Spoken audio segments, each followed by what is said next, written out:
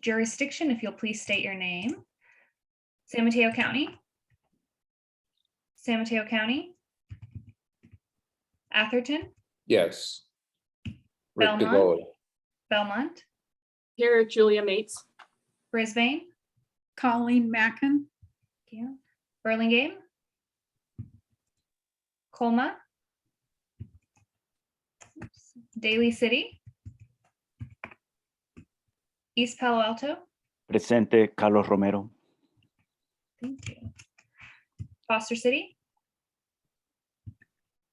Half Moon Bay. Harvey Ryback. Hillsborough. Los Banos. Menlo Park.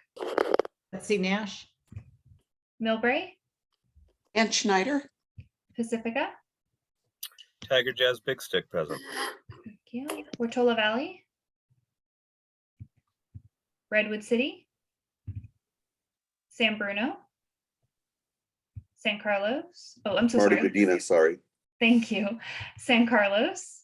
Laura Palmer-Lohan is here. Thank you. San Mateo. Rick Bonilla. Thank you. South San Francisco. Laura Nicholas. Thank you. Woodside. Director Emeritus Pradeep Gupta. and Director Emeritus. John Keener. Thank you. And I believe that gives us a quorum. That does. Okay, very good. Okay, let me see. Is there any public comment that anyone has on an item that is not on the agenda?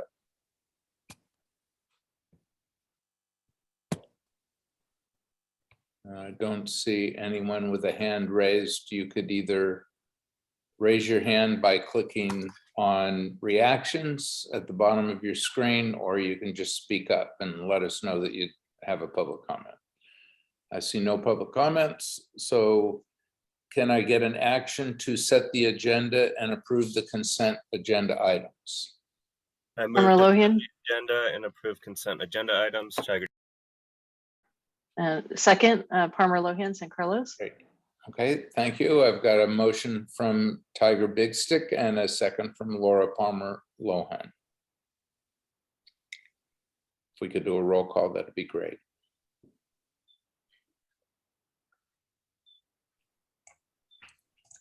Okay. San Mateo County. San Mateo County. Atherton. Yes. Belmont. Yes. Brisbane. Yes. Burlingame. Colma. Daly City.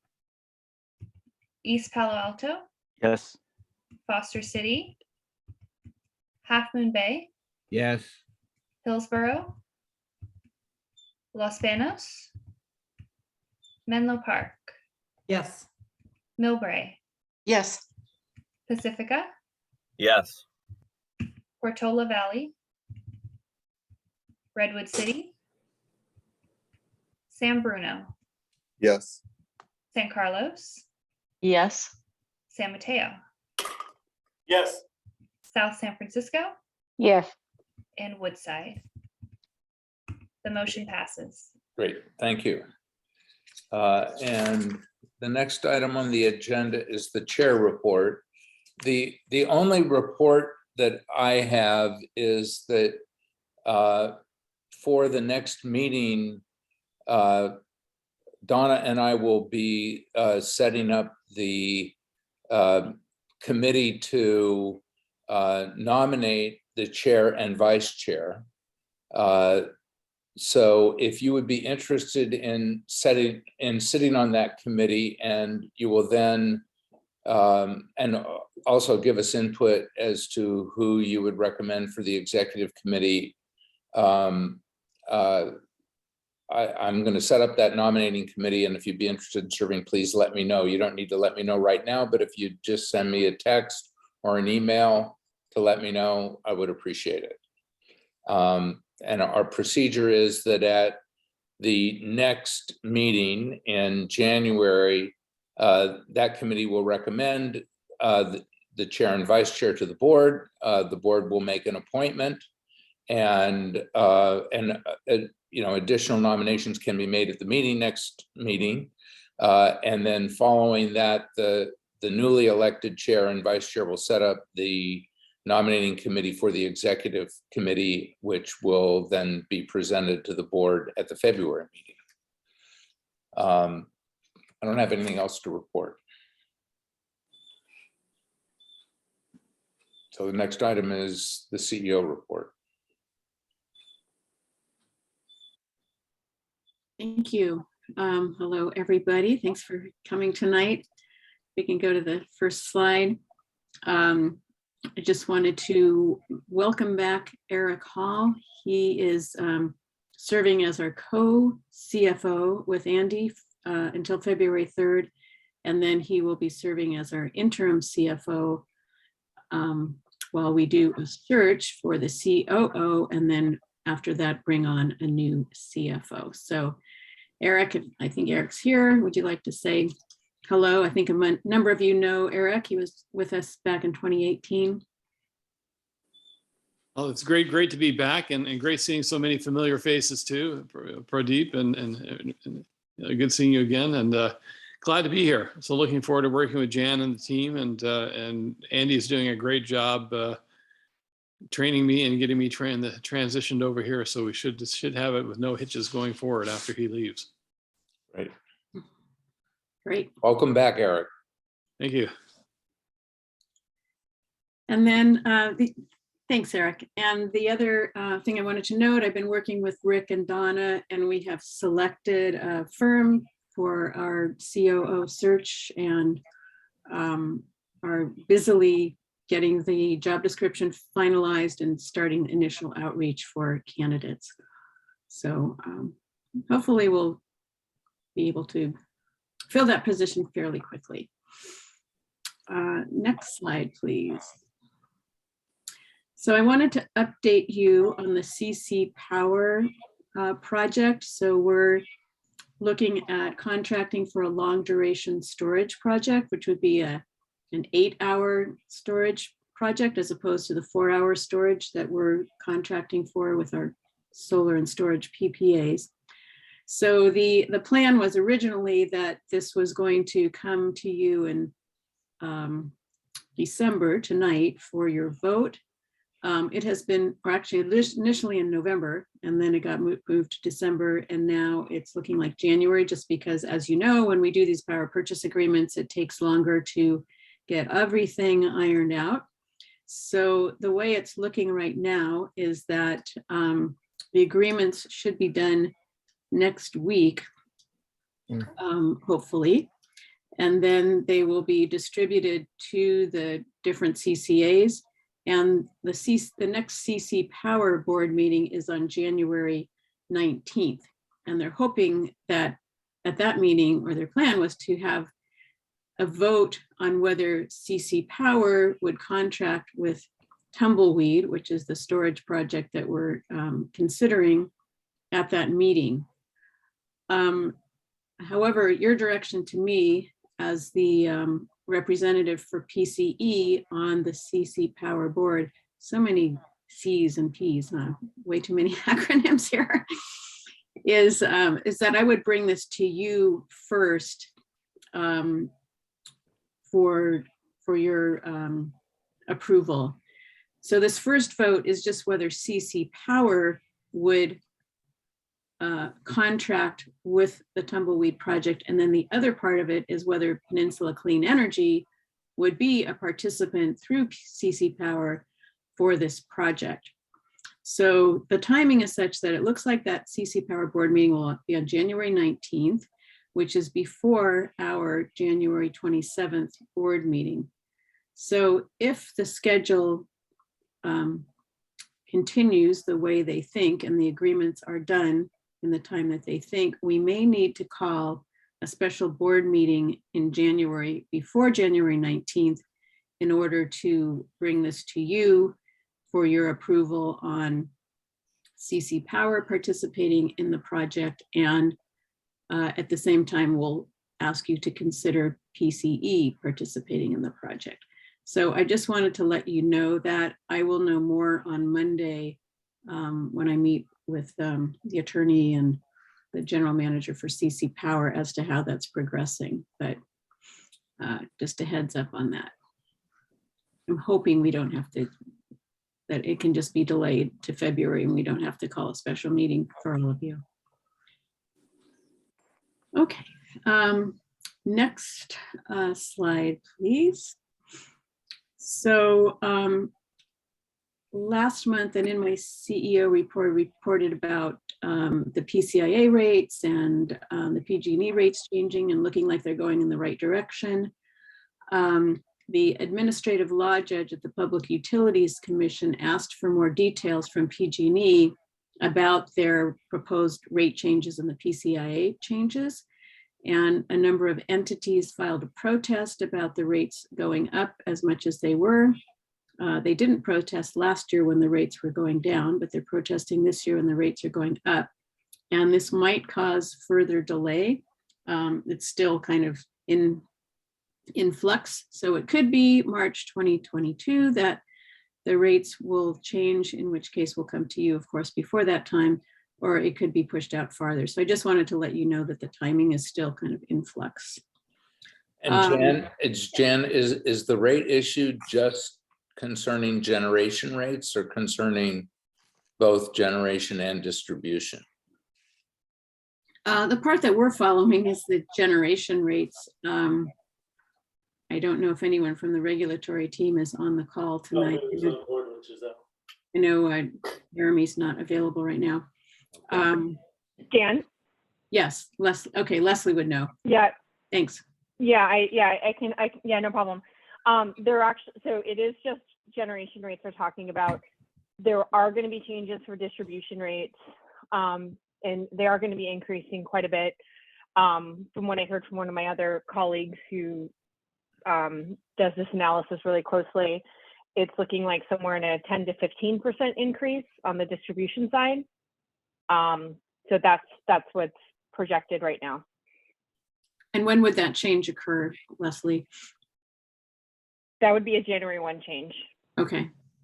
So the distribution rates will probably change on January 1, but not the generation rates, which are the rates that we follow more closely. For sure, they're not, the generation rates are not going to change on January 1, but we're not sure if it's going to be March or May. So I will keep you updated. I also wanted to thank all of the cities that we've been meeting with. Today we met with Menlo Park. Yesterday we met with Portola Valley. I think we're meeting with 9 different cities this month. So it's great to be able to see you and your alternate and your city manager and just to review what we're doing at PCE and make sure that we're meeting your needs. And then we've also had meetings with legislators. We met with Senators Scott Wiener and Josh Becker since our last board meeting, and also with Kevin Mullen. And again, thank you to all the board members who are attending these meetings. It's important for us to stay in touch with our local legislators. And we're in the process of getting a meeting scheduled with Senator Caballero, who represents Los Banos, and that's likely to happen in January. So Mark's been making all that happen. The updates on the reach codes and the COVID load changes were in the CEO report, so I will not go over that tonight. And next slide just shows our upcoming meetings, Executive Committee, Citizens Advisory Committee, and then in January, we're back to our 4th Thursday of the month for our board meeting. Happy to answer any questions that anyone might have. I've got a question from Rick Bonilla. Thank you very much, Mr. Chair. I just wanted to comment a little bit on the CCP board meeting where actually Jan did a great job in representing us in terms of what we asked her to do when we chose to affiliate with CCP back last January or December, which is that she's going to bring back to us whatever is being proposed for her to vote on so that we can weigh it and discuss it and decide what to do before she goes and votes. So the timing that CCP laid out was not optimal for us. Jan, I think, is working on trying to get an arrangement that works for us so that we can have the type of input that we hope to have. But I just want to point out that what I also learned in that meeting was that, and what we had thought, there was a risk of at the time when we chose to affiliate back then, is that what's coming to us is in all or nothing, take it or leave it kind of thing. There will be no room for any revisions at all. That I think is something we probably may want to discuss, because we were hoping not to have that. Now, this case though, the long duration storage project itself is going to be built under a policy that CCP board members decided to form for that project.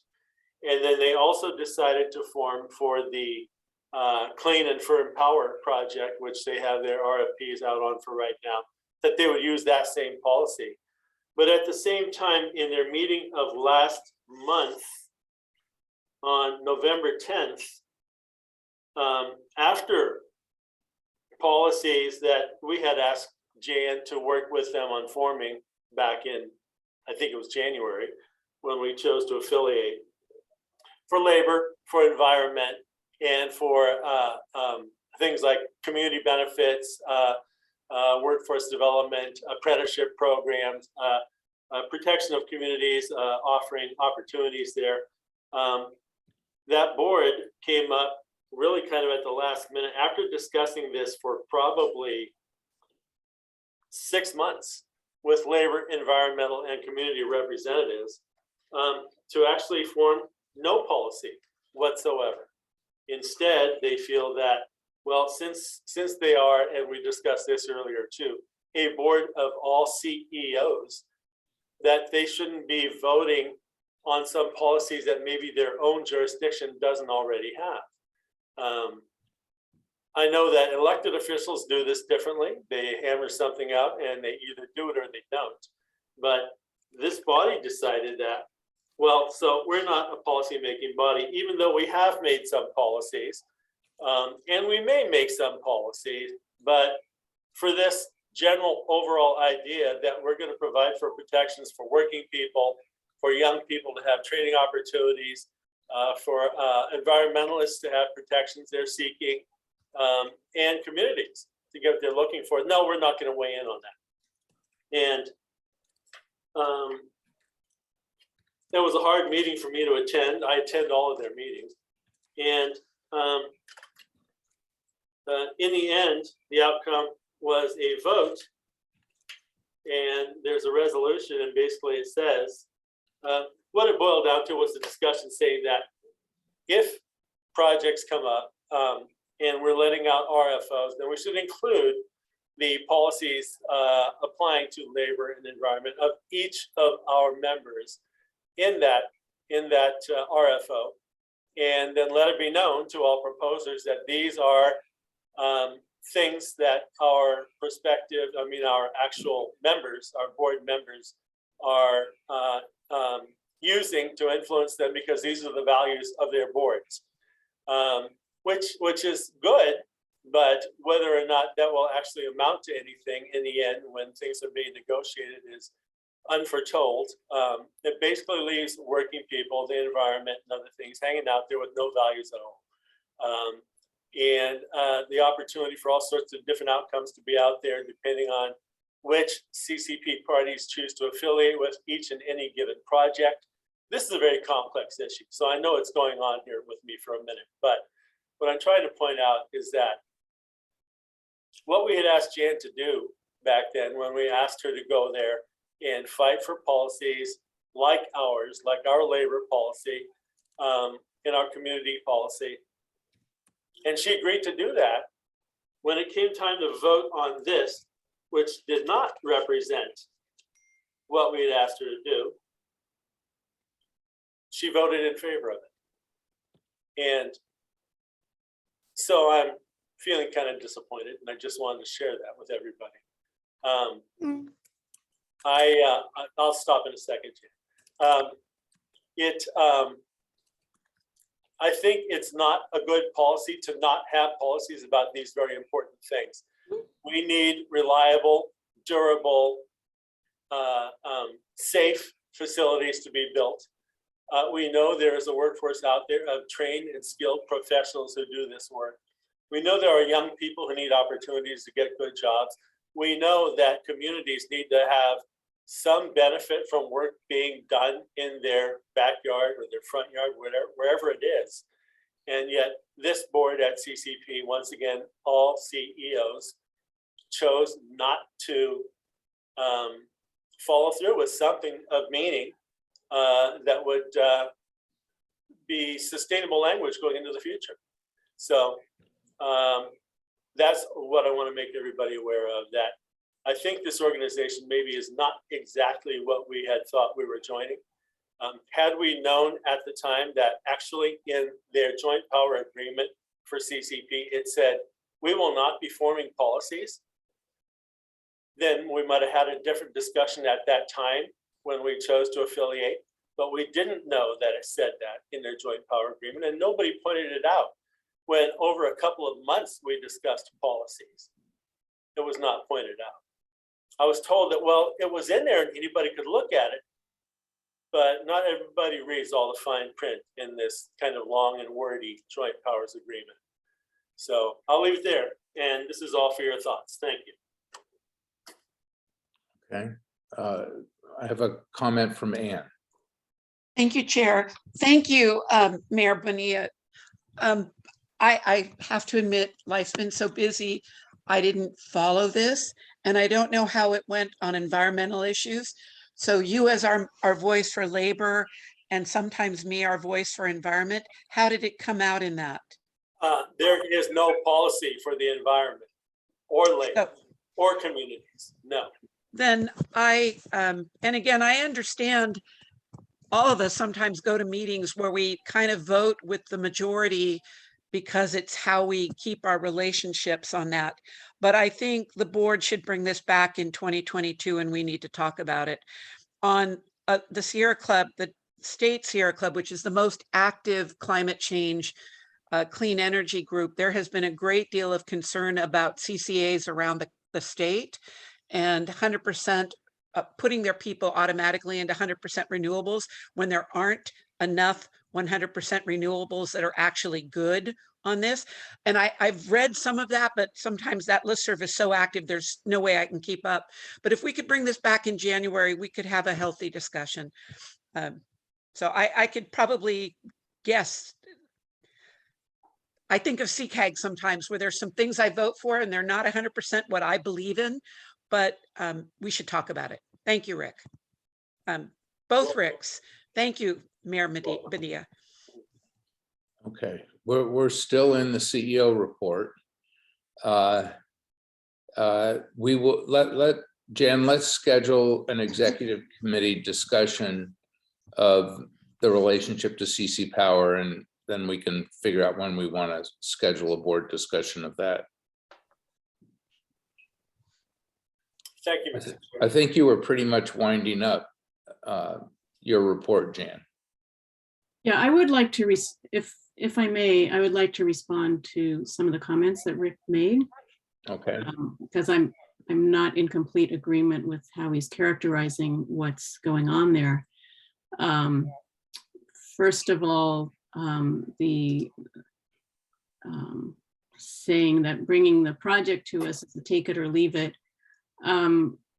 Siobhan is on the project oversight committee. All of the power procurement directors have been intimately involved in the drafting of the power purchase agreement. We talk about it internally a lot. We go over what issues are of concern. And so it's not like we're being handed a power purchase agreement and surprise, surprise, we never even saw it before.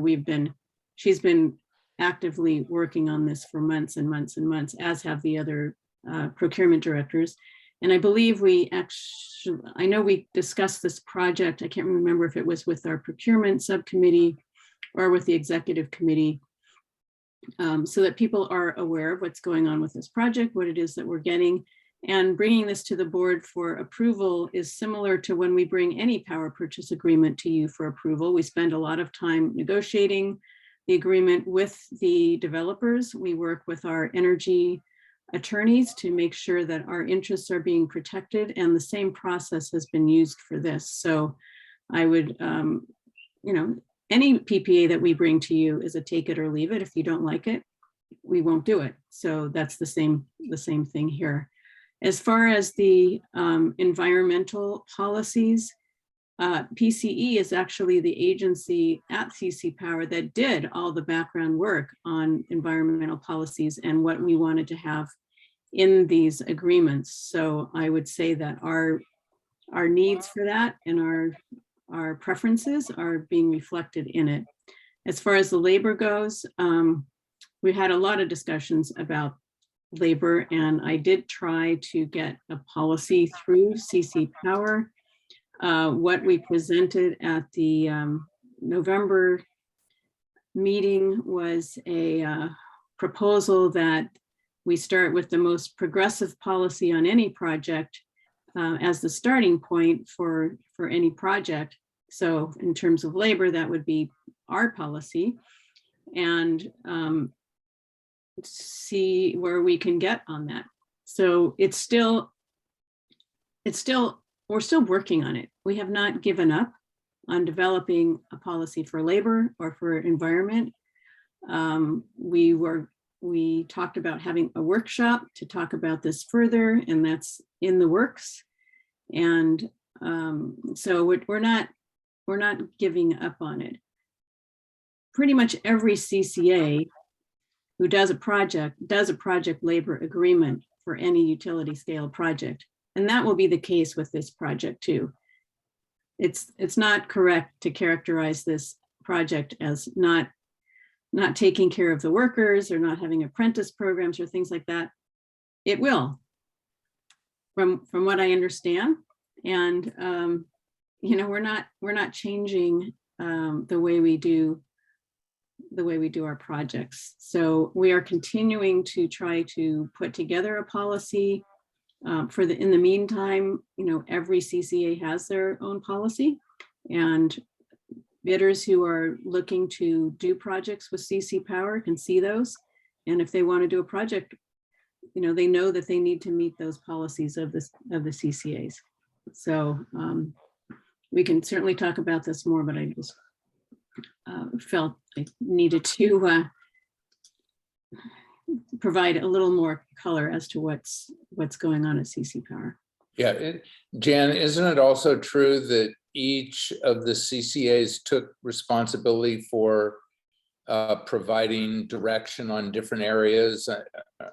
And I think that PCE took the areas of labor and the environmental impacts. Those were either the committees or the areas that we took responsibility for. I know we took the lead on environmental. I don't know if Siobhan's available and can speak more to this. This isn't agendized, so I'm not sure, Jennifer, how deep we should be getting into this conversation, but and we can agendize this for another time as well. Okay, I agree, Jan, that would be the best option. I think we're going a little bit far afield of the agenda currently. Okay, so it was agendized. I was asking questions and commenting on the report. But I just want to say one last thing. Yes, it's true. For the long duration storage, all good with labor, the environment. Same thing with firm and clean energy proposal, but no policy going forward after that. That's all. Thank you. Okay, well, let's move on. I don't see any other questions or comments. Was that the end of your report, Jan? Yes, thank you. Okay. So the next item on the agenda is the Citizens Action Advisory Committee report. Morgan, are you providing that? Yes, I am. Great. Great. Thank you, Chair DeGolia and honorable members of the board. I'll just highlight a few key items from the December CAC meeting, and I welcome Kirsten to add anything that I'm missing. First, Jan covered the shutdown of the Baldwin Park CCA, which I would call your attention to if you're not aware. Second, the CAC discussed reach codes and committee members expressed the need for consumer education around building electrification and additional incentives and training for contractors. And third, Cheryl Schaff was nominated for vice chair and she was elected unanimously. She's going to be fantastic in this role and I wanted to welcome her. Thank you so much. Great. Welcome, Cheryl. Okay. So the next item on the agenda is an update on the schedule and activities for the Los Banos rollout. Leslie will be Hello. taking this one. Thank you, Leslie. Yes, it's me. Thank you. So what I wanted to come here tonight is to just present a little bit. We talked about this at the exec meeting earlier this month, but kind of review a little bit about what's coming up in the early part of next year with our enrollment of Los Banos. So can go to the next slide, please. So as a refresher, in October 2020, our board, voted to accept Los Banos into Peninsula Clean Energy JPA, and Los Banos board voted to join us formally, and we welcomed the mayor of Los Banos to the Peninsula Clean Energy Board in November of 2020. Los Banos is a city of about just under 43,000 residents. What that translates to an actual active accounts for us is just under 15,000 accounts for Peninsula Clean Energy, about 5% of our active accounts that we currently have. And we're going to be going through an enrollment, so actually to bring those accounts on to our service starting in April of 2022. The next slide.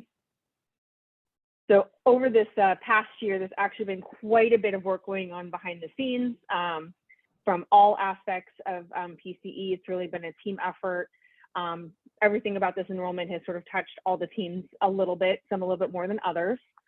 Our power resources group has been, refining the load projections, bringing in the data from Los Banos, making sure we have enough RA procured, working with our scheduling coordinator for when those new loads come on in April, and all of that behind the scenes procurement stuff that they're so great at. Programs team's been reworking, program requirements, expanding the vendor relationships, and modifying applications if necessary to make as many of our current programs available as possible to Los Banos when we start service there in April. And our legislative and government affairs teams, they are the ones who submitted our implementation plan to the CPUC, worked on a negotiation with PG&E and the CPUC for the DAC GT program expansion for Los Banos, and been, as Jan mentioned earlier, Mark's been doing a lot of legwork to get together with local elected officials and new relationship building down in the Los Banos area with those folks. Next slide, please. Also, a lot of work going on in the marketing and community relations group. We've hired a new staff person, Sandra Benetti. She's been a really great addition to the outreach team. She is a former employee for the city of Los Banos and really just knows Los Banos in and out, and has just been a great to work with. Since she's been at PCE, brought a lot of insight to our enrollment plan. I've been developing marketing collateral and advertising, planning community events, networking with the key leaders down there, and making adjustments for our enrollment notices so that everyone in Los Banos gets the right notices and knows as much as possible about PCE when we do our outreach. And the account services group, what I've been leading is just planning the overall enrollment schedule, a lot of it behind the scenes logistics, working with PG&E and Calpine to bring these customers on, updating our contact center, talking points with our CSRs, and coordinating regular check-ins with the Los Banos city staff as we move forward. Next slide, please. And just to review the timeline, I apologize, looks like a graphic here got a little bit out of place, but there is a series of enrollment. So for folks that remember back when we did our enrollment for Peninsula Clean Energy about 5 years ago, there's a series of notices that have to go out to customers when we're starting service.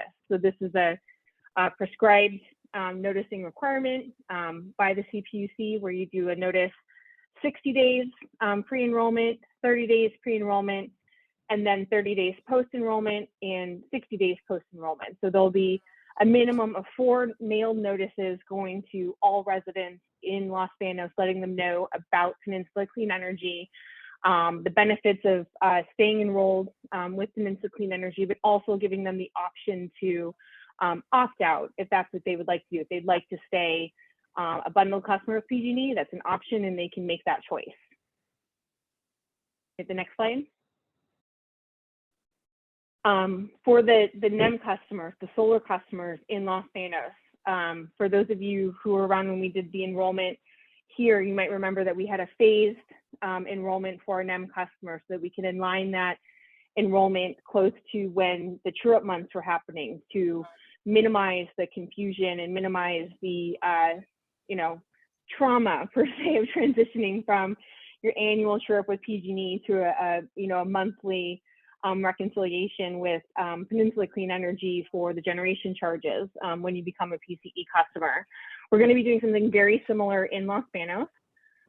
We're going to start with a little bit of a bulk enrollment in April with customers who have a true up in January, February, March, or April. They're going to enroll in April. And then for every month after that, May to December, they're going to transition in monthly batches that align with their true up month. So the plan here is to minimize the disruption for that transition with customers while also making sure everybody gets enrolled during the calendar year of 2022. The next slide. And wanted to touch on this a little bit, our participation rate projections when doing this enrollment. We had a very successful enrollment here in San Mateo County. It was actually wildly more successful than anyone initially projected. When the original study was done, for feasibility study was done for Peninsula Clean Energy, it was actually done with a projected opt-out rate of 15%, which some of you know that, some of you don't, if you are newer to the board. But that was considered a go forward that was going to be successful if we could keep that opt-out rate under 15% in San Mateo County. And we actually obviously came in much lower than that. And they have a much higher participation rate, still holding strong at around 97% throughout San Mateo County. We're expecting, however, a little bit higher opt-out rate, a little bit lower participation rate when we do this expansion in Los Banos. In talking with our colleagues in other CCAs in some of their most recent expansions into farther out territories, like EBCE, for example, recently did expansions into like Livermore and Tracy that had, 12.5%, 8.25% opt-outs respectively. We think that might be similar to what we see in Los Banos for a couple of reasons. There's a higher percentage of care and fair customers in Los Banos. That customer group in general tends to pay a little bit more attention to their bill and changes in their bill.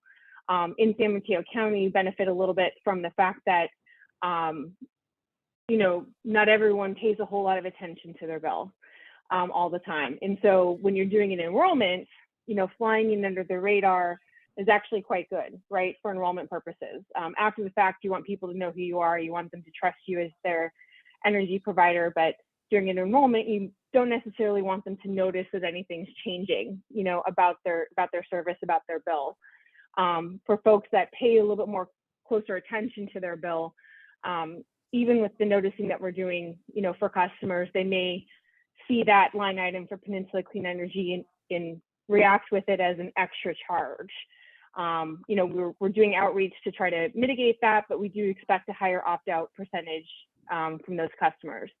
There's also a TRUC transition happening in this territory right before we do our enrollment. So PG&E is doing the TRUC transition in Merced County in February of 2022. That got pushed back. It was supposed to happen initially in November, but because of issues with the pandemic, moving things around on PG&E schedule quite a bit, it ended up getting pushed to February 2022. So this group of customers is already going to have a series of notices and changes happening to their bill right before we send in notices and changes again for Peninsula Clean Energy. So a little bit of, change fatigue potentially for those folks might result in reacting in, I just don't want anything else to change. Let's go, no, thank you. So those are a couple of the things that are happening that we think are probably going to have a higher impact on our participation rate in Los Banos. So with that 15,000 accounts, we think a participation rate of 85% would be really successful. And just we really wanted to sort of set the stage there for folks to not think that if we, don't have a 98 or 97% participation rate like we do here in San Mateo County, that wouldn't be a successful enrollment. This would be right in line with what a lot of other CCA expansions look like. Next slide, please. I just wanted to also highlight some of the good work that the outreach team has been doing so far. As I mentioned, we hired Sandra Benetti. She's located in Los Banos. She's a Los Banos born and raised, been working for the city prior to working for PCE. So she's been a great asset. We've already created some fact sheets and other collateral. There is a Los Banos landing page on our website. We're working on filling that out a little bit more as we get closer to enrollment notices going out to customers. Jan's met with city council members one-on-one. We've also done some updates a couple times this year to their council overall. Sandra did a presentation with the Los Banos Chamber of Commerce Board of Directors and participated in some community events this fall with the National Night Out and a Party in the Park, which I think was an opening for a dog park. The next slide, please. And upcoming that we have sort of slated for early part of next year, continuing to have meetings with key community groups and leaders, looking at doing some inserts. Los Banos actually has an interesting opportunity for us because they have a city mailed utility bill for water and garbage for the city that everyone receives. And so we're working with them to do an insert in there for some more information about Peninsula Clean Energy. So that would go to everyone. Also going to be scheduling workshops, virtual, and this has just been doing some in-person workshops as well. Tabling at community events and advertising and looking at community sponsorships that would be appropriate for Peninsula Clean Energy to get involved with. And when we do our outreach in Los Banos, our materials are provided in English, in Spanish, as needed for folks. So that's my update there. I'd be happy to answer any questions that folks have or any comments. Anybody have a question? Leslie, I have one question, which is in our marketing materials as we approach community groups and the Chamber of Commerce and individuals in Los Banos that we're reaching out to, are we emphasizing the 5% discount? Yeah, we do make sure that folks know that we are charging lower rates and that there will be a discount just by joining Peninsula Clean Energy. We do talk about the 5% discount. I think just sort of strategically overall, we're trying to not make that the 100% focus of all of our sort of conversation points with folks. Just we want to make sure that people understand that there's a lot of other benefits besides the lower rates, but we definitely do make sure that people understand that there is a discount, that Peninsula Clean Energy is committed to providing a price competitive product that's cost less, and that they will save money by doing nothing. If they do nothing and just remain Peninsula Clean Energy, their bills are going to go down. Okay, great. Is there any other questions or comments from board members? Okay, I don't see any. Thank you, Leslie. Welcome. Thank you. Let's see, the next item on the agenda is an update on the REACH codes and a discussion of the 2022 REACH codes. Thank you, directors. This is Rafael Reyes. I'm pleased to bring you an update on the REACH codes. Many of you are aware of this program, but I'll provide an overview and then talk about where the REACH codes are going in 2022. Next slide, please. Oh, I'm sorry. Shana, should I bring up my own slides? Yes, I'm not sure what happened. Okay, one more, that's no problem. I've got my slides here.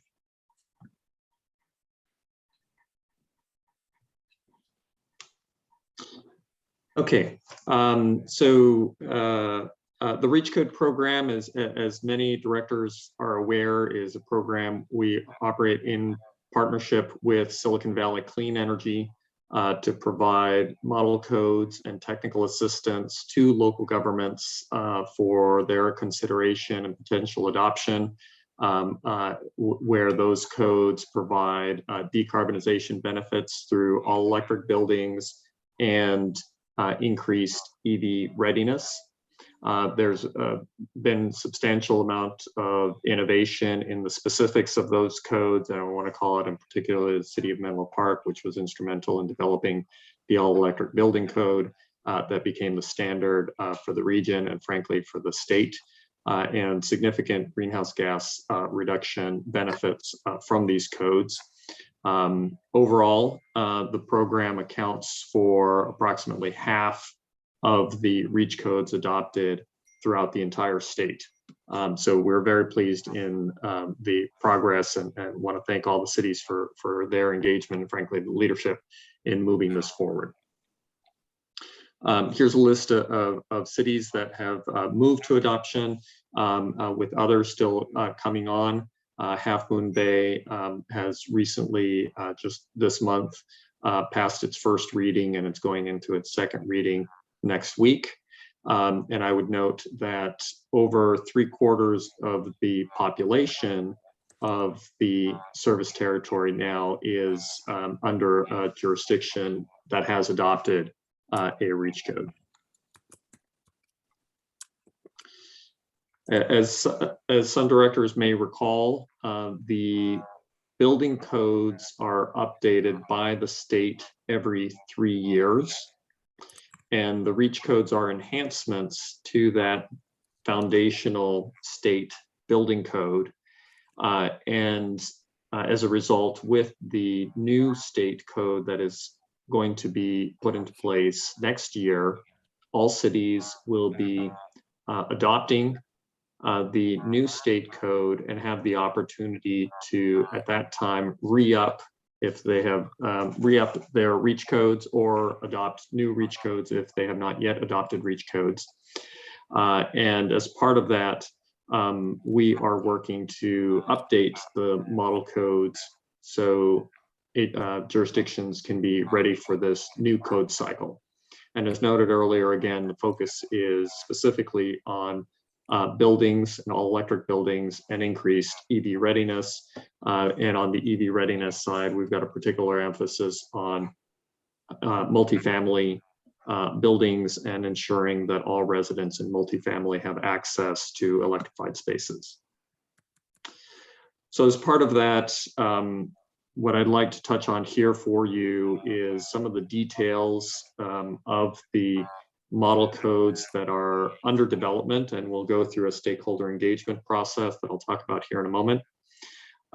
Here on this slide, what we have is a specifically for multifamily, which again has been one of our principal focus areas, a comparison between the 2019 model REACH code, the 2022 state code, which is known as CalGreen, part of CalGreen, and then the prospective 2022 model REACH codes, which will be offered to city for consideration And of course, all cities may refine those models as cities deem appropriate. Let me walk through these three elements for electric vehicles. The 2019 model reach code essentially was 25% level 2 EV ready, where level 2 is a higher power charging, typically a 240 circuit with 40 amps, and 75% level 1, which is slower, but still can accommodate the power needs for overnight charging as needed by most commuters in the territory, with access to 100% of residents in the multifamily housing. What this means is that if there is a 2-to-1 parking ratio, then typically every other space would be electrified. We've made a special emphasis on load management to control costs associated with deployment of the charging. So that was the 2019 code. And again, this is specific to multifamily. The 2022 state Cal Green proposal significantly elevates the amount of charging relative to the prior state code.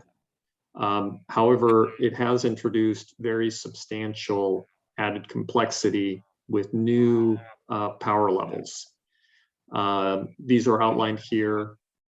So 5% of spaces are required to have full EV chargers. 25% of spaces get a new designation called a low power EV ready outlet. This is 3.3 kilowatts, which is basically half the power of a typical level 2 station at 25%, and then EV capable 10%, which is enough panel capacity and conduit, but not a completed circuit. And that 40% of spaces, so covering 40% of spaces. As you can see here, there's a lot of complexity here.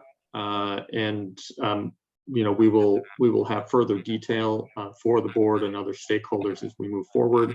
But there's quite a bit of concern, and we provided substantial input to the state agencies that this approach is going to create confusion for building officials and developers, and unfortunately does not provide good coverage in terms of access access to power for residents with that 40% level. So we've been quite concerned about that. It gets very expensive to add additional chargers once this kind of infrastructure is put in place. So for the model code that we have under development, we are looking at leveling out or simplifying the code, again, for building officials and for developers. And the target that we're proposing is 40% of spaces having EV chargers with power management, again, to manage the costs, and then level 1 outlets for the remainder of the residential units that have a parking space. The benefits here are that there's 100% access, and the costs are nearly identical to the state proposal. Let me pause here. I know there's a lot of complexity here, but this may be a good point for any questions or comments the board may have. And there will be future opportunities in subsequent weeks to comment on the models as well. Okay. So anybody on the board have a question for Raphael? I don't see any, so I will take public comment. And forgive me, Director DeGolia, if I could complete a few more slides to complete the full set and then Sure.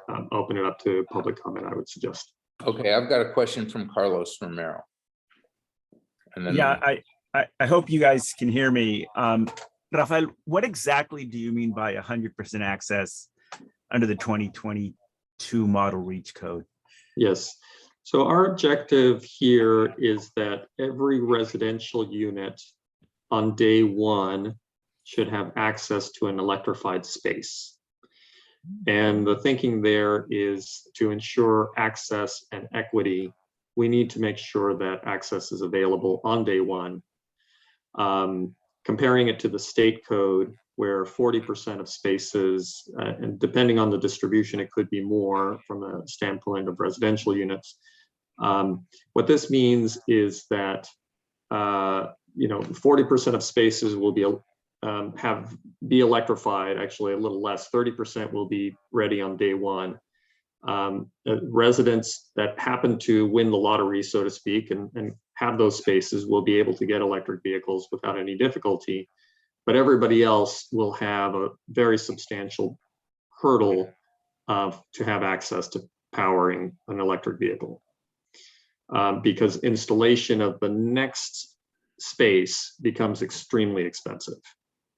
And that's our primary concern here. So just a quick question. When you talk about a level 1 outlet, you're not talking about a 3.3 kilowatt outlet. You're basically talking about a standard outlet that you could run a slower charger off of, correct? That's right. Well, and the thinking here is there's naturally a tension here between the costs for developers, and we've had very substantial dialogues with a number of developers, is the more power you have, then the more infrastructure you need. The panel sizes need to be larger, the transformers, and then the service capacity from the distribution grid and so forth. And it turns out that half of electric vehicle drivers today use a standard outlet. Many of those are plug-in hybrids, for example, but also even full battery electric vehicles. And in our analysis, we have noted that the average commute patterns are 30 miles a day. A level 1 outlet looking at 10 hours, maybe even 12 hours of dwell time will provide anywhere from 50, 60, and even 70 miles of charge. And so for well over 98% of drivers, a level 1 outlet is actually sufficient. Okay, thanks for now. Okay, and I've got a question from Ann Schneider. Thank you, Chair. Just an update. Millbrae, when we adopted REACH codes, we did a carve out for biotech industry. And we have a company called Alexandria. They're building 3 new biotech buildings. All of them will be in the REACH codes. They'll all be electric. So Mr. Reyes, this is still going through process. So I hope what I say today will be true when it's finally approved. But it looks like biotech can go all electric. What they're going to do is bring in propane tanks for those experiments that need a particular temperature control. Oh, interesting. Thank you, Director Schneider. We have seen surprising movement, frankly, and Genentech did announce in a stakeholder meeting that all their new buildings were going to be all electric. So that was very, very encouraging. Very good. Keep up the good work. Thank you. So this is the electric vehicle piece. There's of course a building piece as well.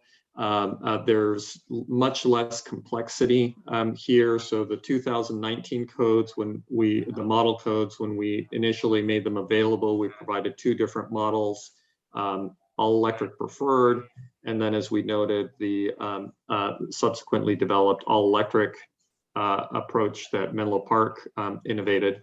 And this became the standard, and a number of local governments did incorporate a variety of exceptions into that, depending on building types and use cases, such as labs and biotech were among some of the sectors that where that was true, affordable housing, ADUs, and the like. In looking at the 2022 state code, the middle column here, the state code has moved substantially, now requiring for single family homes, heat pump space heating for single family homes, They've also moved what's known as the baseline, which basically deals with how energy modeling is done associated with the homes and now favors electric design. They've also included pre-wiring requirements in single-family homes. This is not an exhaustive description for all the segments, but some of the key changes. So looking at 2022, we are looking to an all-electric model, probably fewer exceptions, but there are some new options that have been developed in terms of where in the local codes this could reside.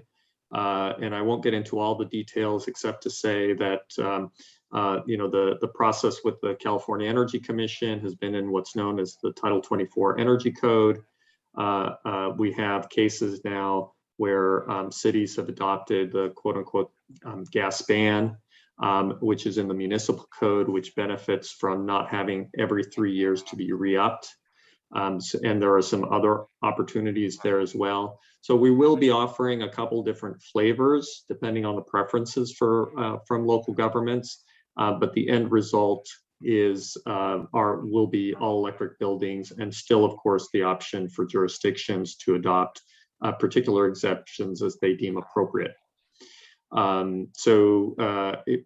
This should feel much simpler than in the last code cycle.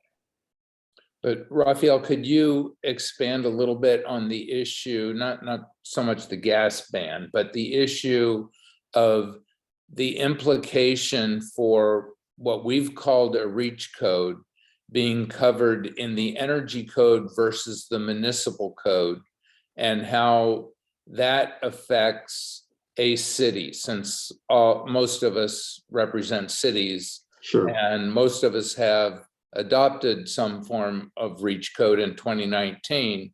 But I think that all of those were adopted within the energy code, so they have to be renewed in 2022 with the new California energy codes. But you've been very clear about the difference between the impact on a city if they were to include it in the municipal code rather than the energy code, and I don't think that's ever been really laid out to the board.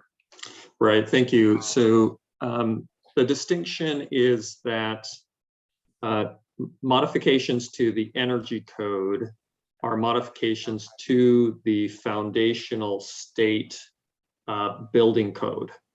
And this is actually quite common, that cities will receive the state code and then they will make adjustments of various kinds, and they may be adjustments that are related to, seismic requirements or other factors that a city may wish to engage on, fire requirements and so forth. And so the model codes that were developed under our program in the 2019 cycle followed that approach, meaning that we were modifying the base state code to establish the requirement for all electric buildings.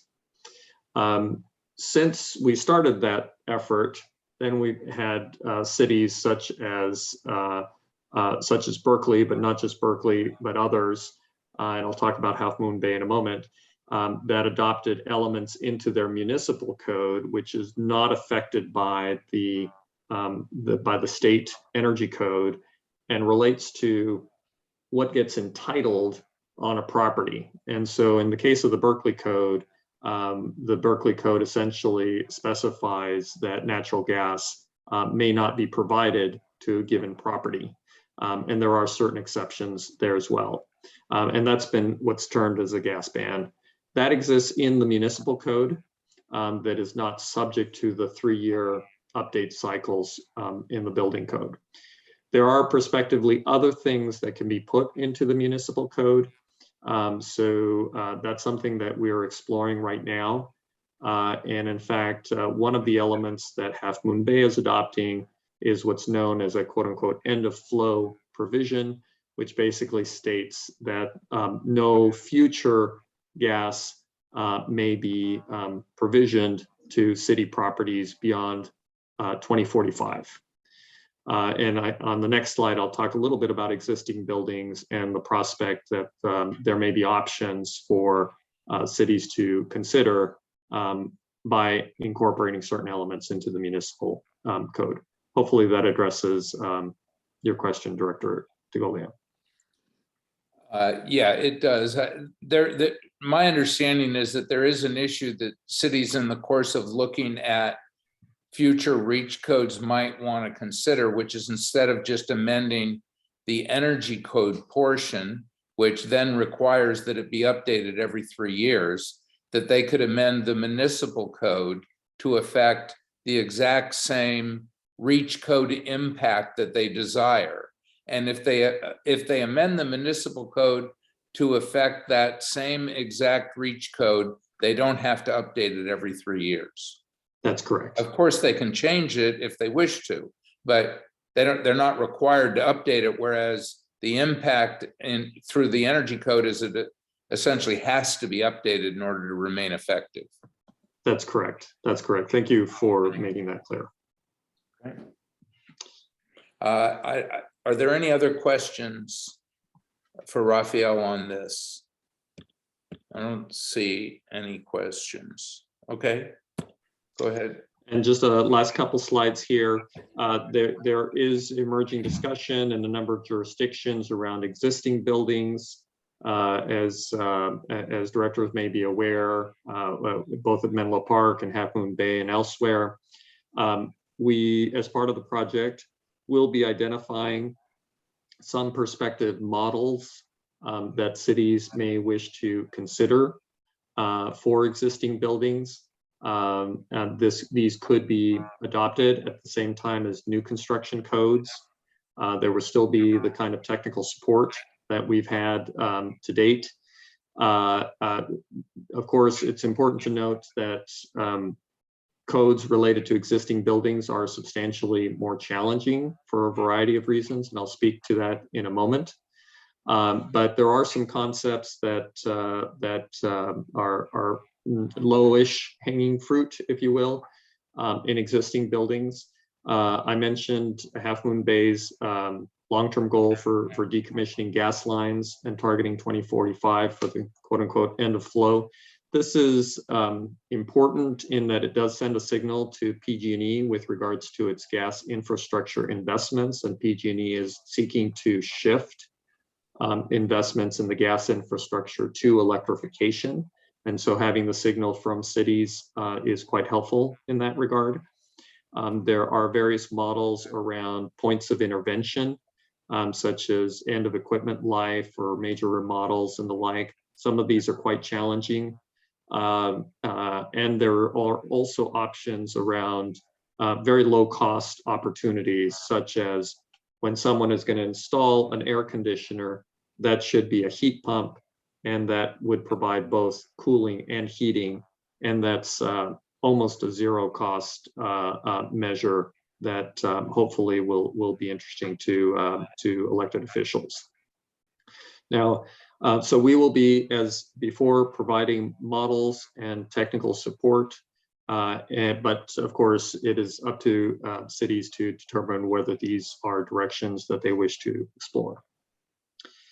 Now, I noted that existing buildings is substantially more challenging, and there are issues around, the costs, both product and installation costs and service upgrades. There is a lot of confusion and concern, understandably, in the public, concerns around equity and renters. I'm not going to go through these in depth, except to say that we are working to address many of these elements, and some of it is in relation to incentive opportunities. We have our on-bill finance program coming up in January, new program designs that we're working towards, education opportunities for the public. Nevertheless, it remains quite challenging, and one of the things that we recognize is for more ambitious policy steps, we also need programs to be there to properly support the public in making this transition.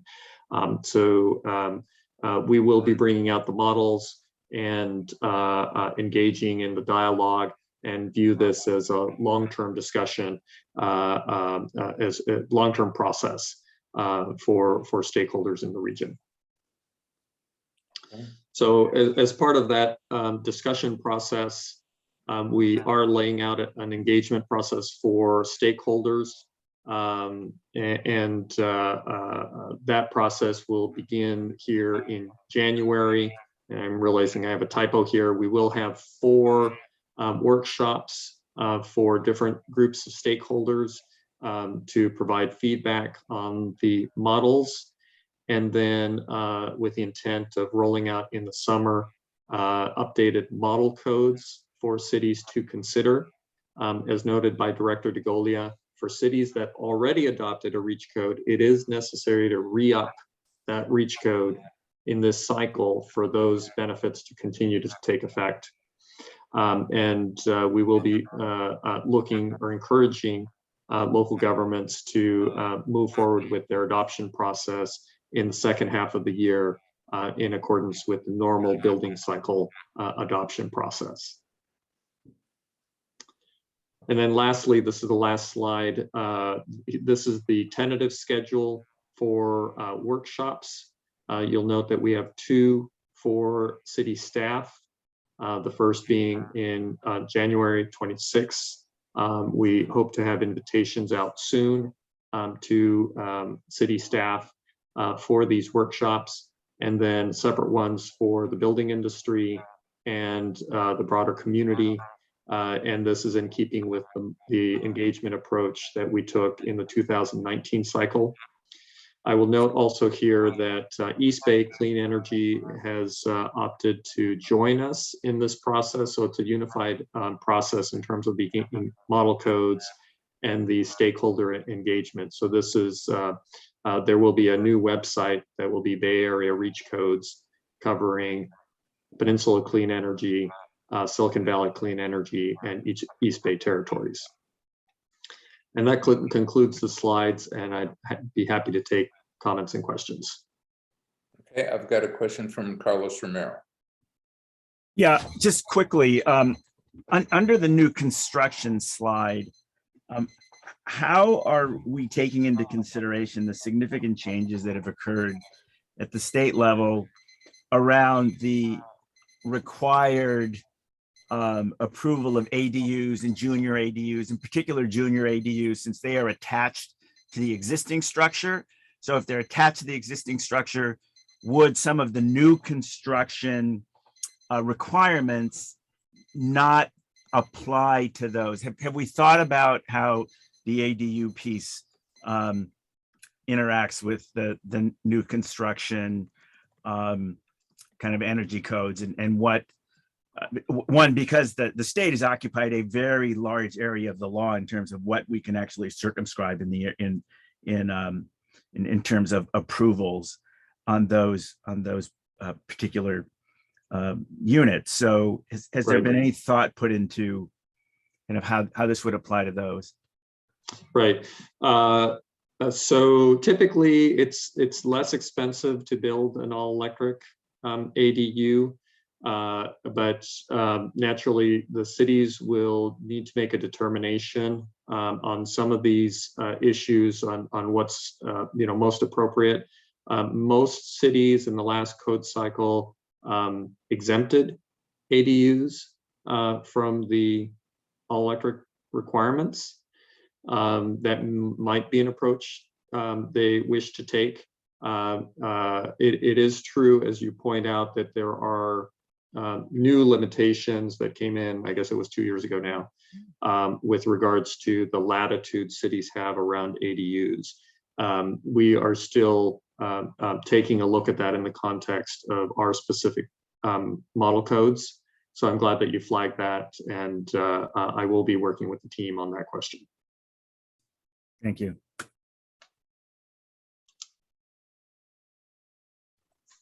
Rick Pania. Thank you very much, Mr. Chair. I just want to say that REACH codes have been a great thing in San Mateo. I support the REACH code work. I understand the difficulties that were had in discussing building electrification, especially in existing buildings in Half Moon Bay. I think we have a little more work to do there in figuring out how to bring the public along with the need and finding as much help as we can for people to be able to do that. That said, I also understand concerns or the questions that member Carlos Romero raised. It's, you know, it's a work in progress, and I think we're doing great though, and we need to keep moving along and making even more progress. So thank you very much, Rafael. Thank you. Thank you, Director Bernini.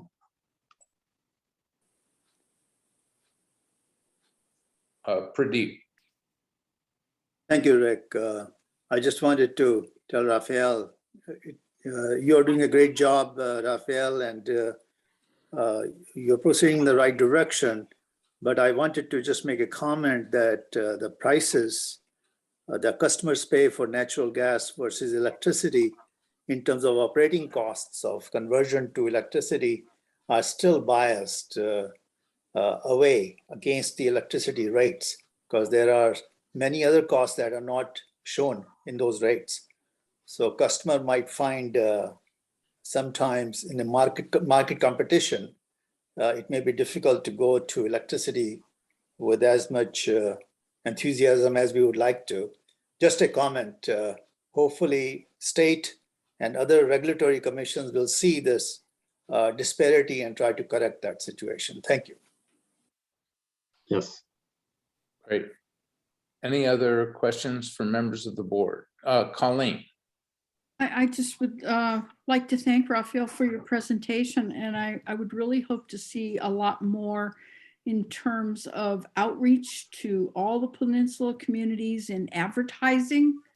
I think is really significant, because we try to talk about these things in our council meetings and the public is really in the dark. And the more that we can emphasize that this isn't something unusual, that it's going this direction, and keep this conversation, keep them asking questions and providing them with more information. Because I appreciate all that you're doing, and I really loved your presentation. So please let's support it with some advertising. Thank you. And I'm happy to say that we are ramping up those efforts, including in coordination with a statewide effort known as the Switch is On, to communicate on the benefits of electrification to all residents. Great. Okay, let me take public comment and then I'll come back for board comments. If there's any member of the public that has a comment, I have a comment from Mark Roost. Thank you. So for the multi-unit residential, if all level ones kick in during peak hours without an energy management system, just a plug, building may trigger capacity charges which double the cost to that extent, which can double the cost. Mitigations include stationary storage around the meter with energy management so that so stationary storage from solar basically, or from low cost electricity that can be dumped in, that can be used to offset consumption of utility stuff during peak loads. Cyber switching can cut the costs of primary circuits, because one primary circuit can serve for customers, but that is a secondary rather than primary system. I mean, it's a level 2 rather than level 1. Need solar on the roof and canopies over parking and driveways to reduce the cost to all. Can include usage-based charging. A group like the cyber switching or other systems where they come together in the office, their office can manage and identify how much each customer has used and bill accordingly.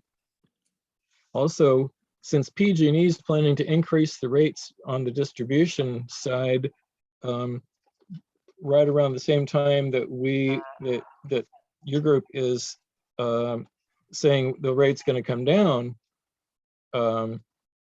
you might want to focus, you might want to make sure that you describe the relationship between what PG&E is doing to raise rates at distribution, which will also impact our customers, and what we're doing to reduce the rates through our 5% discount and through our working to get more renewable energy that costs less than gas stuff. Thank you. Okay, great. Thank you, Mark. And Oh, I'm sorry, there's one more piece I forgot to mention, and that is that around 2022, there's going to start to be more news about increases in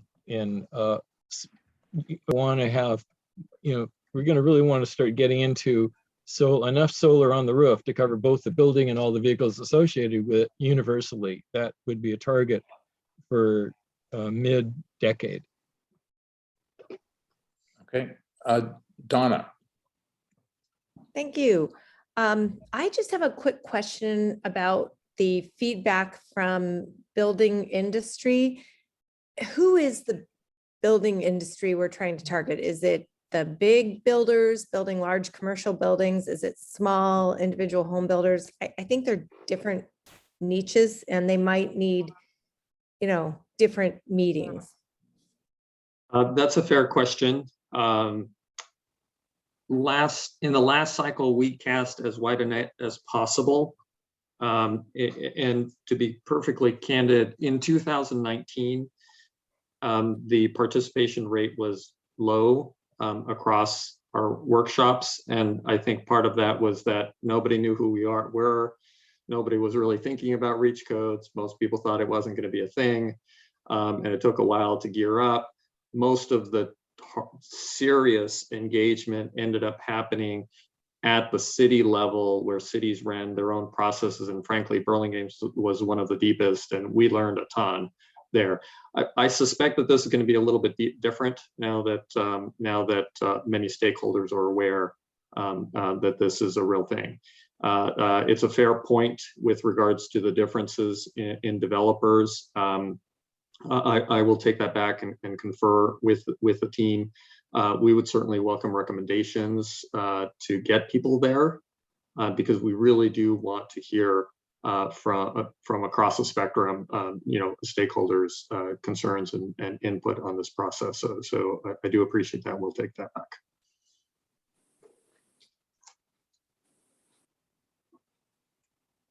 Harvey. I want to thank Raphael and other PCE staff who worked with Half Moon Bay since March, when we put our draft electrification ordinance on the web. It's been an incredible process. There's been a lot of pushback, as Raphael explained, but I'm proud to say that we've actually implemented some electrification measures that are unique in the county. We have this new idea that if you do a remodel of your home, whether it's a large one or a small remodel, you have to go all electric. That in itself, I think, will make a big difference. As Raphael mentioned, in 2045, we have mandated that no more gas connections that will be allowed. All gas connections must be capped by then. That's consistent with the state's net zero by 2045. It's been an interesting process, to be charitable, but I think we're beginning to lead the way. We're a small city, but we're trying to be as green as we can. And I want to thank Raphael. I want to thank PCE. The second reading of the ordinance is this Tuesday. If you wanted to participate, you're welcome to do that. So thank you all. Thank you, Harvey. And thank you for that leadership. Julia. Thank you, Chair. Raphael, I just wanted to suggest, and perhaps you're already doing this, but maybe we solicit assistance from, some of the developers or other stakeholders who've already gone ahead and implemented some of these reach codes, and they can talk to some of the groups, or I know everyone's busy, but maybe we put them in touch some creative way where it's not just PCE staff pushing this, but it's actually practitioners or folks who have a different positive, hopefully positive experience, but also can speak to some of the concerns and things and come from a place of speaking to them at their kind of at their concerns, and not that I'm not suggesting staff isn't trustworthy or anything, but obviously it's nice to come from from folks who've done it, and maybe not just the people who are kind of paid to push this out, so to speak. So something to consider. Yes, that's an excellent recommendation, and we will look into that. Thanks. Great. Okay, Betsy. Thank you. I just want to applaud what PCE and Raphael is doing with the these reach codes, and also what Half Moon Bay is doing, and support whatever we can to do a more ambitious policy. Cities can always adopt their own exemptions or modifications, but I think the more that we can raise the foundation of what is of the reach codes and then work from there, we'll get stronger reach codes overall. Thank you. Okay, thank you. Ann Schneider. Thank you, Chair. Raphael, this is going to sound a little bit weird, but in the last 3 months, in negotiation with 3 different developers, different business types, they always come in saying that they have talked to PG&E and that their energy consumption is going to be XYZ with PG&E, even as they seem to already know that Millbrae has its reach codes. So that might be an area, I don't know how to recommend to you what we might be able to do, but when it's happened 3 out of 3 times, something's going on there. And PCE should be the one at the table as opposed to PG&E.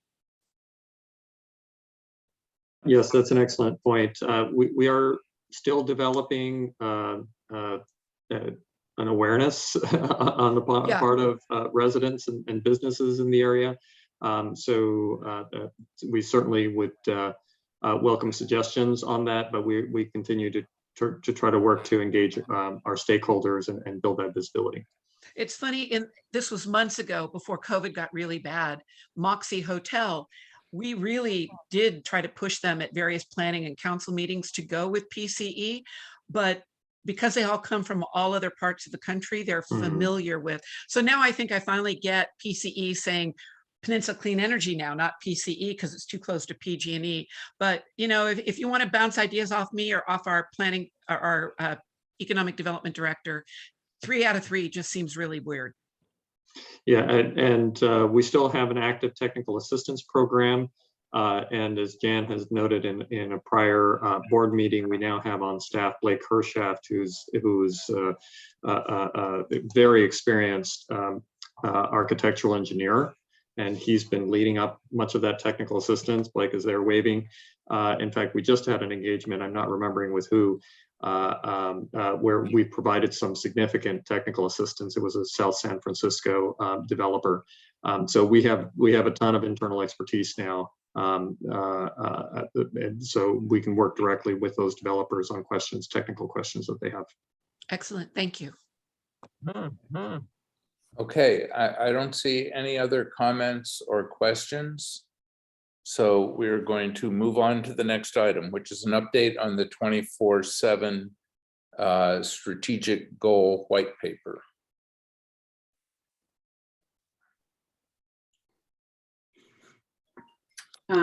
Thank you, Rick. I'll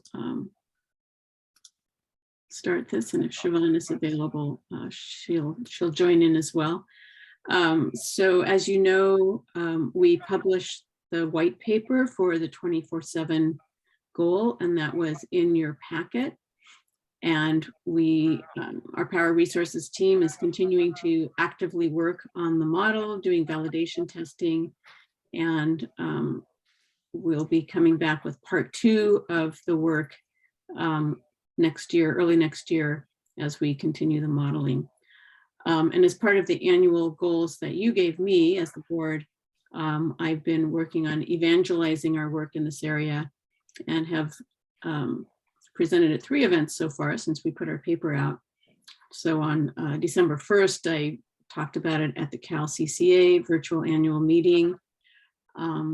Last week at the Sustainable San Mateo virtual happy hour, I presented this to the folks who were there, along with Josh Becker, our state senator, who was also featured speaker there.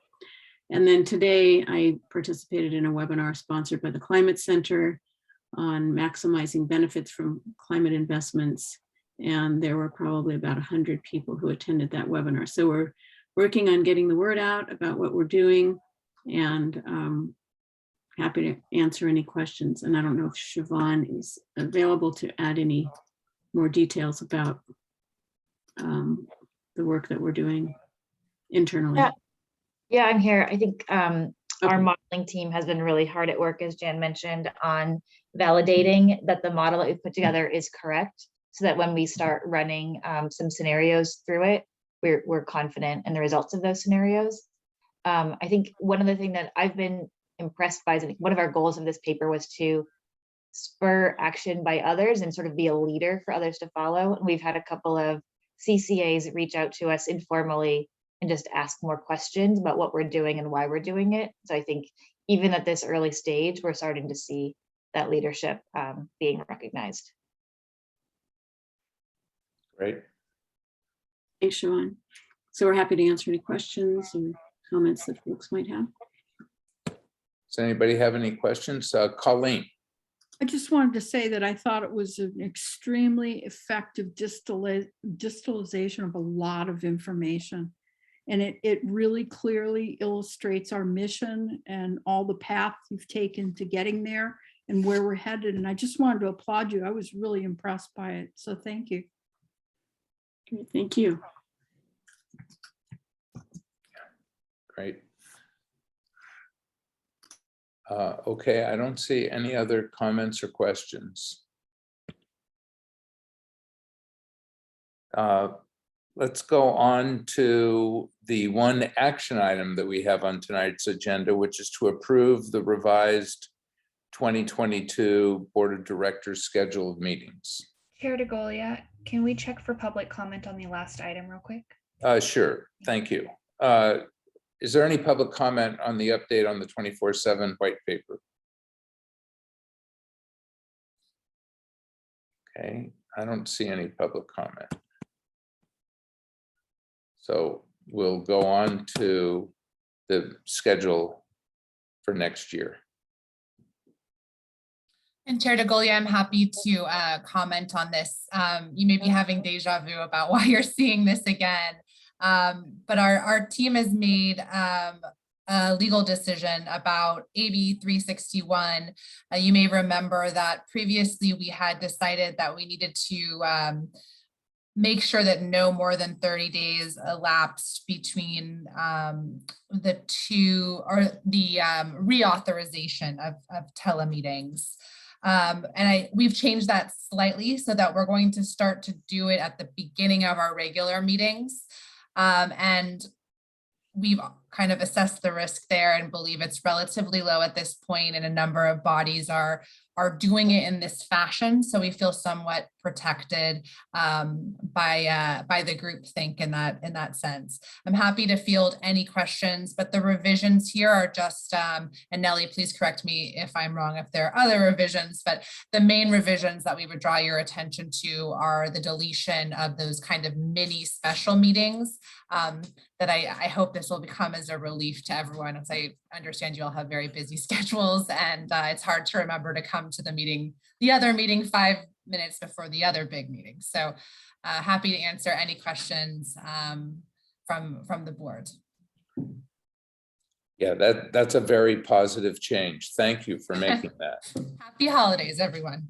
While we're on this, I'll just let everyone know we had some difficulty with last month and this month's meetings because the general meeting notice that went out that it went into everyone's calendars were the regular meetings, and then we had Nellie had to send out revisions for the exceptions in November and December, and that created some conflicts. And so we lost some people both last month and this month.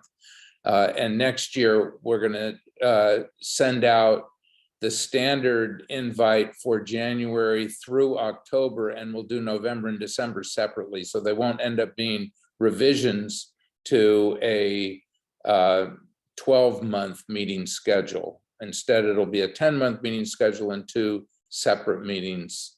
And that, hopefully that will avoid the conflict that we had this year. Can you put up the slide that shows the actual meetings, and then we'll vote on it?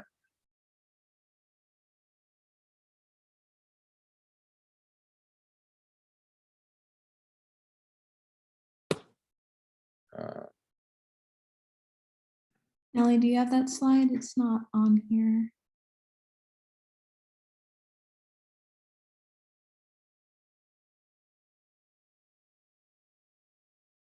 Well,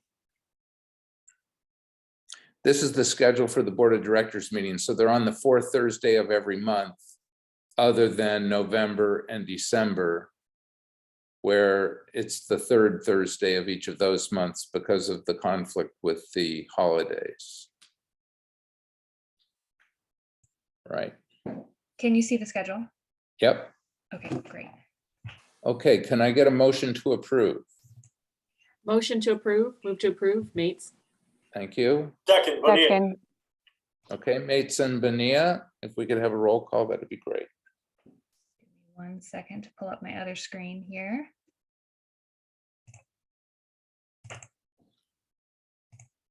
Okay, San Mateo County. San Mateo County. Atherton, Yes. Belmont, Yes. Brisbane, Yes. Burlingame, Yes. Colma, Daly City, East Palo Alto, Yes. Foster City. Yes. Thank you. Half Moon Bay, Yes. Hillsborough, Yes. Los Banos, Menlo Park, Yes. Millbrae, Yes. Pacifica, Yes. Portola Valley, Yes. Redwood City, San Bruno, Yes. San Carlos, Yes. San Mateo, Yes. South San Francisco, Yes. and Woodside. Motion passes. Thank you. Okay, great. Thank you. So the next item on the agenda is the last item, which is board member reports. Does anybody have a report?